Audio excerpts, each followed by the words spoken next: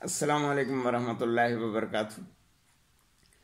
آج میں نے اپنے کتب خانے میں سے ملا واحدی صاحب کی معرکہ آرا کتاب میرے زمانے کی دلی کا انتخاب کیا ہے۔ اس کتاب میں سے ایک اقتباس آپ کو سنانا مقصود ہے۔ کتاب میں ملا واحدی صاحب نے دلی کی مختلف شخصیات کا ذکر کرتے ہوئے میر باقر علی داستان گو کا بھی ذکر کیا ہے۔ میر صاحب کی داستان گوئی کا نقشہ کھینچنے کے بعد ملا واحدی صاحب لکھتے ہیں کہ بولنے کے مقابلے میں میر صاحب کی تحریر کمزور تھی، تاہم نمونہ ملاحظہ کیجیے۔ لیکن یہ کمزور تحریر بھی ایسی توانا تحریر ہے کہ میں سمجھتا ہوں کہ آج بھی ہمیں یہ تحریر اپنی بچیوں کو ضرور سنانا چاہیے۔ ملا واحدی صاحب لکھتے ہیں کہ داستان لکھتے لکھتے نئی بیاہی ہوئی لڑکیوں کو سمجھاتے ہیں۔ اب یہاں سے میر باقر علی داستان گو صاحب کی تحریر شروع ہوتی ہے۔ وہ لکھتے ہیں، شرم اس لیے ہے کہ تم خاموش رہ کر دیکھو سسرال کا طریقہ کیا ہے، سسرال والوں کے مزاج کس قسم کے ہیں، عام عادتیں کیسی ہیں۔ جب تمہیں تمام باتوں کا علم ہو جائے تو اس وقت اپنی زندگی کا فیصلہ کرو۔ یہ ذہن نشین کر لو کہ اب تم ماں باپ کے گھر میں نہیں ہو۔ یہاں کے لوگ تم سے محبت اس طرح نہیں کریں گے جس طرح تمہارے ماں باپ کرتے تھے۔ یہاں مبادلہ ہوگا، تم دوسرے کو آرام دو گی، دوسرا تمہیں آرام دے گا۔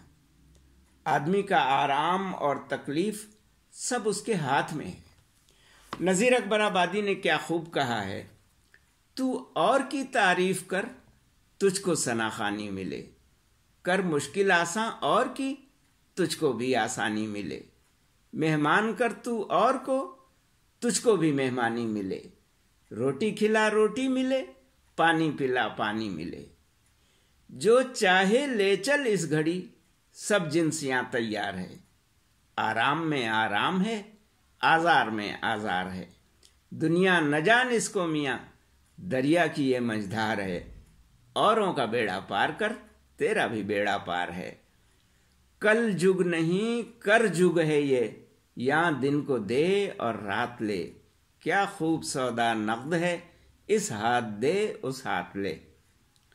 خاوند کی ذات کا بڑا خیال رکھو۔ جب اسے یہ ثابت ہو جائے گا کہ میرا آرام اس ذات سے وابستہ ہے تو پھر وہ اپنے آرام کے واسطے تم کو بھی آرام دے گا۔ خوبی تمہاری یہ ہے کہ اپنی عقل سے ہر بات معلوم کر لو۔ خاوند کی جملہ چیزیں احتیاط سے رکھو۔ ہر چیز کے واسطے جگہ مقرر کرو تاکہ رات میں بھی کسی وقت ضرورت پڑے تو فوراً لے آؤ۔ سسرال میں بے وجہ کوئی سخت سست کہے تو یہ سمجھو کہ آدمی کا کام آدمیت ہے، اس نے آدمیت کے خلاف حرکت کی ہے تو وہ آدمیت سے گرا ہوا ہے۔ تم نے بھی اسے ویسا ہی جواب دیا تو تم بھی آدمیت سے گر جاؤ گی۔ ایک حکیم کا قول ہے کہ غصے کی ابتدا جنون اور انتہا پشیمانی ہے۔ حضرت ذوق بہادر شاہ بادشاہ کے استاد تھے، کسی نے ان کی ہجو لکھی۔ ایک شاگرد نے کہا کہ آپ بھی جواب لکھیے۔ انہوں نے فرمایا، میاں جس زبان سے میں اللہ کا نام لیتا ہوں اس سے گالی نہیں نکل سکتی۔ اللہ نے زبان اچھے لفظ بولنے کے لیے دی ہے۔ قدرت کو ناپسند ہے سختی زبان میں، پیدا ہوئی نہ اس لیے ہڈی زبان میں۔ اللہ تعالیٰ جس بندے پر عنایت کرتا ہے اسے منی آرڈر نہیں بھیجتا بلکہ اس کے خیالات درست کر دیتا ہے۔ عقل مند کی زبان سے آگے عقل ہوتی ہے اور بے وقوف کی عقل کے آگے زبان۔ تم ہمیشہ عقل سے کام لو۔ بات جب تک تمہارے منہ میں ہے تمہاری غلام ہے، اور جب منہ سے نکل گئی تو تم اس کی غلام ہو گئی۔ اپنی زندگی بیویوں غلامی میں نہ گزارو، آقا بن کر جیو۔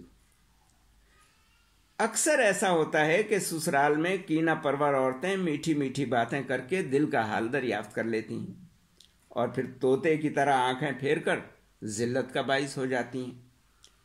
तुम उनसे ना मिलना। छोटों से मेहर मोहब्बत से पेश आओ, लेकिन उन्हें सहेली भी न बनाओ कि तुम्हारा मुकाबला करने लगे। एक हकीम से किसी ने पूछा, हम अपने छोटों से कैसा बर्ताव करें? उसने जवाब दिया, जैसा तुम अपने बड़ों से चाहते हो। बड़ी बूढ़ियों का अदब मलहूज रखो। जब बात करो उनकी आवाज से बुलंद आवाज न निकालो। बराबर वालियों से मसावात का बर्ताव करो। खुश नसीब है वो जो नसीहत सुने और उस पर अमल करे। जिस बात को न जानो कह दो हम नहीं जानते। अगर वाकिफ भी हो तो उसकी सेहत के मुतालिक इत्मीनान कर लो। दूसरों से दरियाफ्त कर लो। दरियाफ्त करना ऐब नहीं है। मशवरे का आदी शर्मिंदा नहीं होता। खाविंद के आने के वक्त को कभी न भूलो। खाविंद के घर में आने से पहले घर के तमाम कामों से फारिग हो जाओ।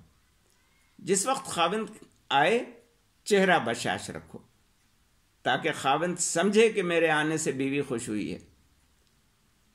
उससे उसकी दिलचस्पी की बातें करो। इससे पहले उसके मिजाज का अंदाजा लगाओ कि खुश खुश आया है या परेशान है। मैं हैरान हूं कि लोग जमाने को बुरा कहते हैं, हालांकि बुराई तो खुद हम में है। जमाना तो यकसा चल रहा है। दुनिया में जमा की हुई या किसी सूरत से हाथ आई हुई दौलत फख्र और नाज के काबिल नहीं। दौलत तो चंचल है, एक जगह कहां रहती है, आज आई और कल गई। लेकिन अक्ल, इल्म और सेहत ये अल्लाह की दी हुई दौलतें हैं। इनकी तुम हिफाजत करो। ये तुम्हारी सच्ची हमदर्द और हर वक्त की खादिम है। दुनिया में इस तरह रहो कि कभी कोई तुम पर एतराज न करे। जब साबित हो गया कि हमारे तमाम काम और मामलात बात ही करने पर मौकूफ हैं, तो फिर सबसे पहले बातें करने और बातें सुनने का सलीका सीखो। बात सुनने का सलीका यह है कि बात को गौर से और दिल लगाकर सुनो, और जब तक बात करने वाला चुप ना हो जाए तुम कुछ ना कहो। बात सुनते वक्त चेहरा बशाश रखो, और जो जवाब तुम्हारे जहन में आए उसके कुल पहलू सोच लो। जो लफ्ज जबान से निकले उसके जेर जबर पेश का ध्यान रखो, और इतनी जल्दी मत बोलो कि दूसरे की समझ में ना आए। तो ये थी मीर बाकर अली दास्तानगो की नसीहतें। वस्सलामु अलैकुम वरहमतुल्लाहि वबरकातुहू।